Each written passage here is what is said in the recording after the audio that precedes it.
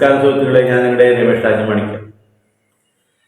ഈ അടുത്തിടെ കുറച്ച് ദിവസം മുമ്പ് ഒരു സുഹൃത്ത് വന്ന് ഒരു വീട് കാണാനായിട്ട് ഒന്ന് വാസ്തു നോക്കാനായിട്ട് പോകണമെന്ന് പറഞ്ഞ് ക്ഷണമുണ്ടായിരുന്നു സുഹൃത്തുക്കളെ. അപ്പോൾ അവിടെ സുഹൃത്തായിട്ട് പോയപ്പോൾ ആ വീട് സത്യത്തിൽ ഒരുപാട് വിഷമങ്ങൾ തോന്നി. കാരണം 5700 സ്ക്വയർ ഫീറ്റിൻ്റെ വീട്, 2 നില വീട്, 5700 സ്ക്വയർ ഫീറ്റ് വീട്, 85 സെന്റ് ഭൂമി, 85 സെന്റ് ഭൂമിയിലെ അത് തെക്ക് വടക്കായിട്ട് നീളത്തിലാണ് ആ ഭൂമി കിടക്കുന്നത്.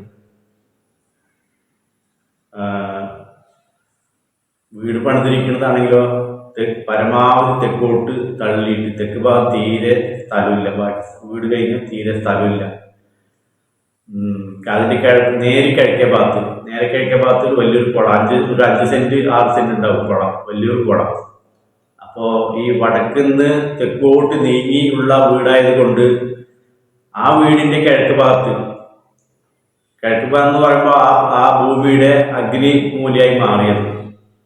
സത്യത്തിൽ അഗ്നിമൂലയിലെ കുളം വന്നു കഴിഞ്ഞാലുള്ള ദോഷങ്ങൾ ഞാൻ കഴിഞ്ഞ വീഡിയോയിലെ സുഹൃത്തുക്കൾക്ക് ഞാൻ പറഞ്ഞിട്ടുണ്ട്.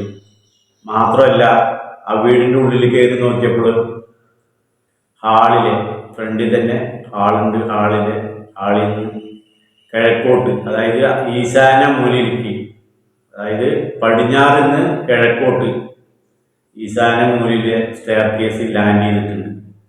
അത് ഏറ്റവും വലിയൊരു ദോഷമാണ്.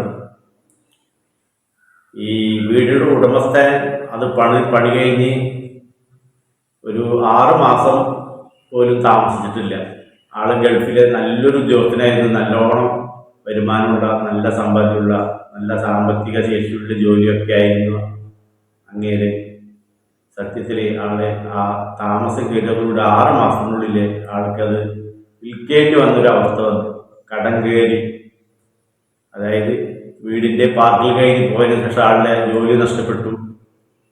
അവിടെ ഒരുപാട് സാമ്പത്തികപരമായിട്ട് ഒരുപാട് ബുദ്ധിമുട്ടുകൾ അവിടെ തന്നെ ഉണ്ടായി. നിലനിൽപ്പന്നെ ബാധിച്ചു. ആളത് വിൽപ്പനയ്ക്ക് വേണ്ടിയാണ് ഞങ്ങളെ ക്ഷണിച്ചത്. ആരെങ്കിലും ഉണ്ടെങ്കിൽ അത് ഒന്ന് വിറ്റ് തരാൻ വേണ്ടിയിട്ട്. 2.5 കോടി രൂപയാണ് ആ വീടിന്റെ ആള് വില പറഞ്ഞത്. പക്ഷെ 2.5 കോടി രൂപ പറഞ്ഞെങ്കിലും ശരിയായ രീതിയിൽ പറയുകയാണെങ്കിൽ 2.5 കോടി അല്ല അതിന്റെ വില, കൂടുതൽ കൊടുക്കേണ്ടി വരും. പക്ഷെ പറഞ്ഞിട്ട് കാര്യമില്ല, ആൾക്കത് ഇനി മുന്നോട്ട് ജീവിച്ചു പോകണമെങ്കിൽ, കേസുകളും കാര്യങ്ങളും ഇല്ലാതെ മുന്നോട്ട് ജീവിച്ചു പോകണമെങ്കിൽ ആൾക്കത് വിറ്റേ തീരും. വളരെയേറെ വിഷമം തോന്നി. പണിതും പോയി കഴിഞ്ഞില്ലേ. നല്ലൊരു വാസ്തു വിദഗ്ധനാണെങ്കിൽ ആ വീട് അങ്ങനെ പണിത് കൊടുക്കാതിരിക്കോ?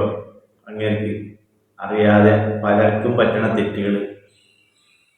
ഒരു പേര് കേട്ടൊരു എഞ്ചിനീയറാണെന്ന് പണിതെന്നും പറഞ്ഞു. പക്ഷെ ഈ ദോഷങ്ങളൊന്നും ആളോട് പറയാൻ തോന്നിയില്ല. അത്രയും വിഷമങ്ങളായിരുന്നു. അത് കണ്ടപ്പോൾ തന്നെ ഒരുപാടേറെ എനിക്ക് വിഷമങ്ങൾ തോന്നി. സത്യത്തില് വാസ്തുവിൻ്റെ ഒരു ദോഷങ്ങൾ വരുമ്പോഴുള്ള ബുദ്ധിമുട്ടുകൾ സുഹൃത്തുക്കളെ, ഇനി മറ്റൊരാൾക്കും ഈ ഒരു അവസ്ഥ വരാൻ പാടില്ല. സുഹൃത്തുക്കളെ, ഈ വീഡിയോ കാണുന്ന എല്ലാവരും ഒന്ന് ശ്രദ്ധിക്കുക. വീട് പണിയാൻ പോണവരാണെങ്കിലും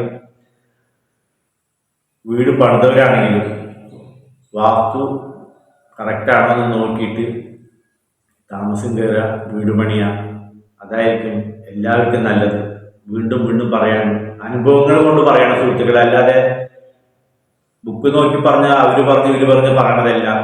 1.5 വർഷം ഓൺലൈനായി പഠിച്ച് അതിൻ്റെ ഇന്റർനാഷണൽ വാസ്തു അക്കാഡമി അതിലെ പോയി ചേർന്ന് അവിടെ റിസർച്ചിങ്ങും കാര്യങ്ങളും ക്ലാസ് എടുക്കും.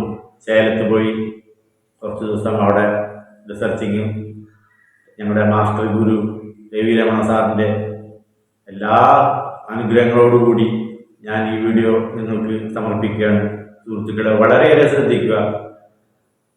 ഒരു വീട് പണിയാന്ന് വെച്ച് കഴിഞ്ഞാൽ ഒരുപാട് ബുദ്ധിമുട്ടുള്ള കാര്യങ്ങളാണ്. അത് പണിത് നല്ല നിലയ്ക്ക് ജീവിക്കാനാണ് നമ്മൾ ആഗ്രഹിക്കുന്നത്.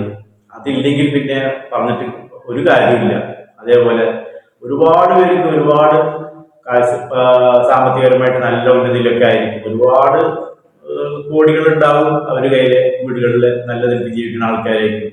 പക്ഷെ ആ വീട്ടിലെ ഫാമിലി പ്രോബ്ലം ഉണ്ടെങ്കിൽ തന്നെ തീർന്നില്ലേ.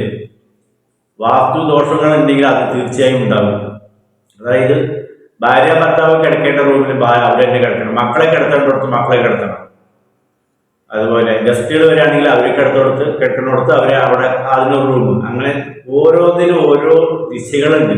അതല്ലാതെ വരുമ്പോഴാണ് ഇങ്ങനെയുള്ള ബുദ്ധിമുട്ടുകൾ വരിക. വീട്ടിൽ ചെറിയ ദോഷങ്ങൾ ഉണ്ടെങ്കിലും അത് വരും, ഫാമിലി പ്രോബ്ലം വരും. ഭാര്യ ഭർത്താവ് പുറമേ നിന്ന് നോക്കിക്കഴിഞ്ഞാൽ അവർ കോടീശ്വരന്മാരായി ജീവിക്കണമെന്ന് പറയും. പക്ഷെ അവരുടെ അകത്തെ ഉള്ളിലത്തെ കാര്യങ്ങൾ വളരെ ദയാനീയമാണ്.